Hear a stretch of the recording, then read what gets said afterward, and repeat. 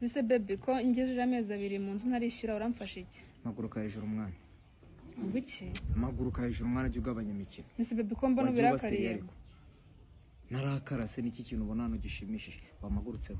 Ese baby wowe umubira umeze nabi ko amagara nkahita nzaniruka. Icyo kibazo ni njye ugifite njyenyine se. None se nagara wamamagara ubu umunsi numwe si ibyo twe twakora sexy warake nuba wishimye. Ba wishimiye ibyo tuba turimo ngamagurukaho. Baby no mbwiye gutyo. Magurukaho umwana bajye ubaseriye mwana magurukaho. Baby no mbwiye gutyo. Hari undi se. Ninjye kubwiye gutyo. Ubwo ntuzongeye kunkenera ujye ushaka abandi hamagara. Nasibona ndi somani. Yese ndi umugore wawe. Nyine ntabwo ndagushaka no mpamvu utakaje umbwira ibintu byose wiboneye. Ntabwo uranshaka. Nzanga usuke cyangwa ukidishe inzara nishyura inzu nguhahira amafaranga yo kurya kuva ku kwezi. Hanyuma se ndongora nk'iki? Gabanya imikino mwana none mba ndi kwishyura.